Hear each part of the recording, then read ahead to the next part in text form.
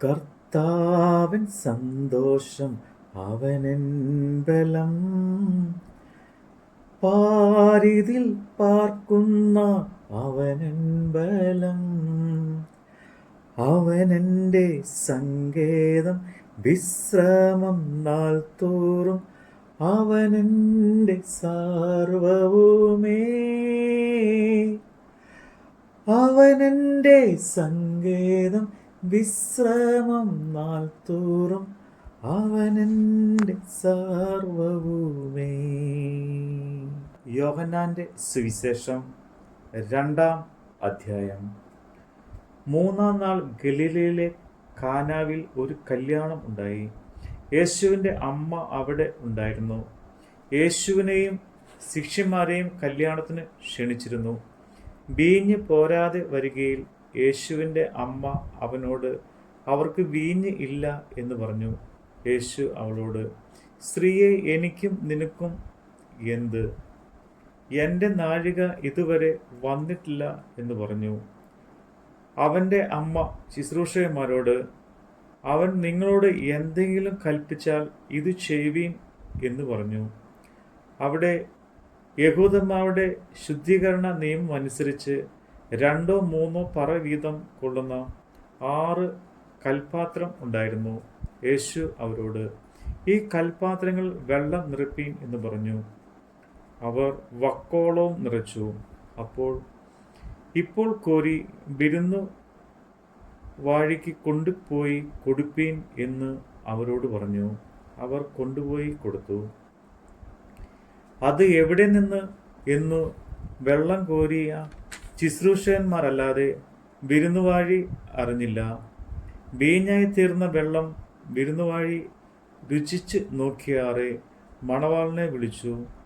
എല്ലാവരും ആദ്യം നല്ല വീഞ്ഞും ലഹരി പിടിച്ച ശേഷം എളുപ്പമായും കൊടുക്കുമാറാണ്.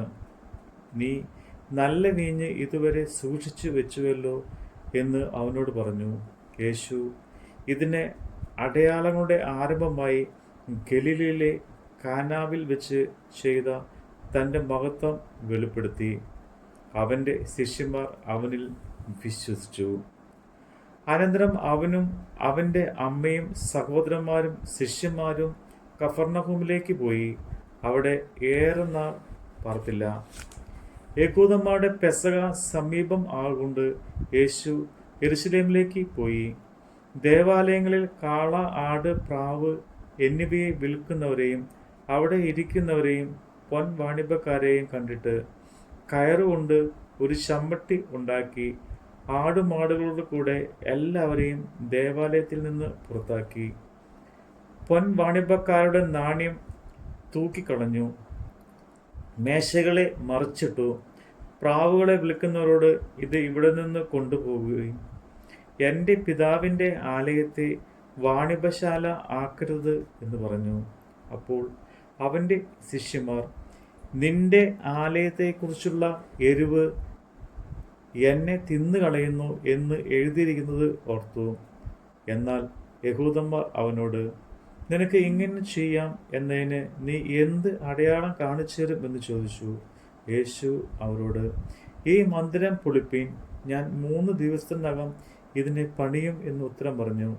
യഹൂദന്മാർ അവനോട്, ഈ മന്ദിരം 46 സംവത്സരം കൊണ്ട് പണിതിരിക്കുന്നു, നീ 3 ദിവസത്തിനകം അതിനെ പണിയുമോ എന്ന് ചോദിച്ചു. അവനോ, തൻ്റെ ശരീരം എന്ന മന്ദിരത്തെക്കുറിച്ചത്രേ പറഞ്ഞത്. അവൻ ഇത് പറഞ്ഞത് എന്ന് അവൻ മരിച്ചവരിൽ നിന്ന് ഉയർത്തെഴുന്നേറ്റ ശേഷം ശിഷ്യന്മാർ ഓർത്തു. തിരുവെഴുത്തും യേശു പറഞ്ഞ വചനവും വിശ്വസിച്ചു. പെസഹ പെരുന്നാളിൽ യെരുശലേമിൽ ഇരിക്കുമ്പോൾ അവൻ ചെയ്ത അടയാളങ്ങൾ കണ്ടിട്ട് പലരും അവൻ്റെ നാമത്തിൽ വിശ്വസിച്ചു. യേശുവോ എല്ലാവരെയും അറിയുക കൊണ്ട് തന്നെത്താൻ അവരുടെ പക്കൽ വിശ്വാസമേൽപ്പിച്ചില്ല. മനുഷ്യനുള്ളത് എന്ത് എന്ന് സ്വതവേ അറിഞ്ഞിരിക്കൊണ്ട് തനിക്ക് മനുഷ്യനെക്കുറിച്ചും യാതൊരുത്തിൻ്റെയും സാക്ഷ്യം ആവശ്യമില്ലായിരുന്നു. നമ്മുടെ കർത്താവിൻ്റെ വചനമാണ് നമ്മൾ കേട്ടത്.